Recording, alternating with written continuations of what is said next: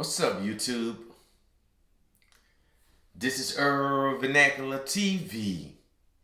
If you like the content that I'm producing, please like the video, post a comment, and subscribe to the channel.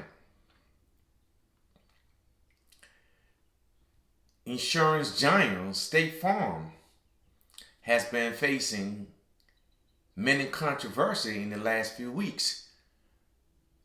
The controversy pertaining to the leaked memo that came out to show that State Farm has partnered with an LGBTQ organization to distribute thousands of books based on gender, sex, and sexuality, the same conversation that is being had nationally. But specifically, the book was to be distributed to the age of 5 to 8 years old. The book was based on transgenderism, binary, and inclusiveness. This same conversation is being had in Florida. The governor in Florida, Ron DeSantis, he put out a bill prohibiting the teaching of gender, sex, and sexuality to kids between the age of 5 to 8 years old, from kindergarten to the 3rd grade. The media spun that as don't say gay, don't say gay bill. The Democratic Party always spin things around, but however, State Farm is facing this scrutiny because of the organization and the course of action it took in its partnership with this LGBTQ organization and Gendercool to pass out books to kids between the age of 5 to 8 years old all around the nation. State Farm utilized and mobilized its agencies to pass out these material to kids between the age of 5 to 8 years old. What is the fixation of trying to teach kids between the age of 5 these things? As the kids get older, the education of certain literature and knowledge become feasible. But between the age of 5, what is the fixation to teach kids about gender, sex, and sexuality? So these conversations are being had nationally. But State Farm understands, and that's why State Farm abandoned shift, because State Farm understood it will hurt its bottom line. A lot of people are going to withdraw from State Farm and having State Farm insurance because right now, within the spectrum of the culture war, people want to indoctrinate their kid in the way they want to indoctrinate their kid.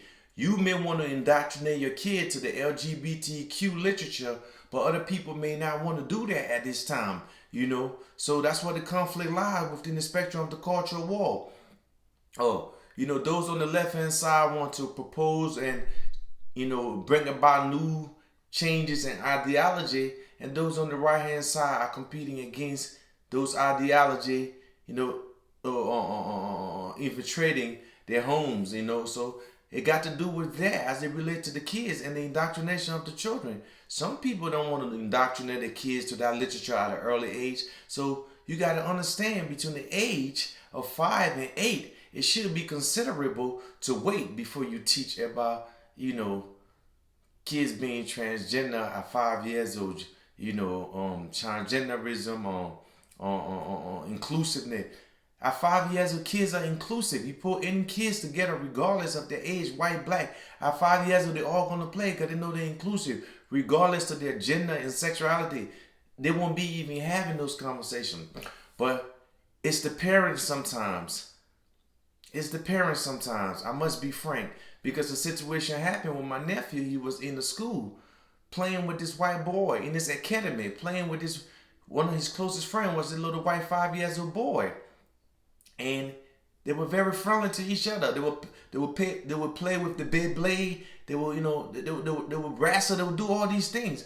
But the teacher told us that, the young boy, his mom, a Caucasian lady, or the young boy, his mom, saying that he's going through some changes. He will go through he's a girl, So it was kind of crazy because the kids were playing with my kid, my sister kid, my nephew, playing with him, playing big wrestling, doing everything. So to me, from the eyes, I see things as normal. But when the parents said that the kid have to to be another, another sex. It's just like that kid right now is just like a regular kid, just playing. So in those contexts, kids are already included.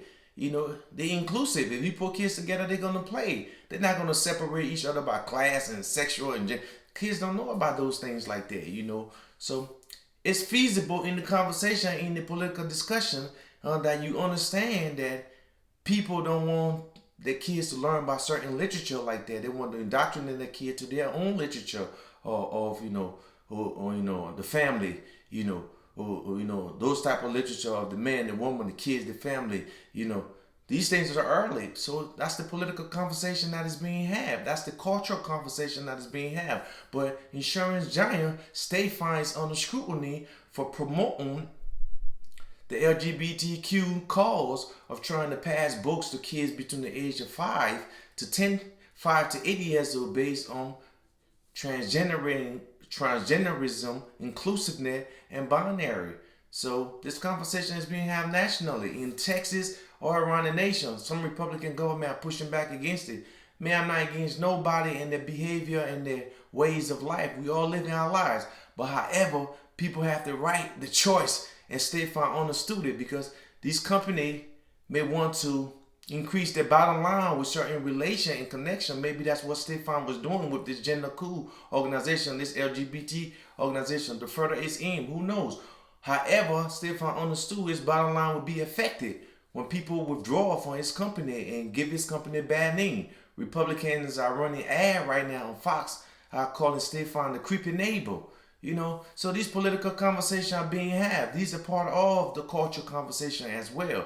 How you want to educate your kid, what school of thought you want to give your kid pertaining to this subject matter. So whether you're on the left, whether you're on the right, these conversations are relevant to our times.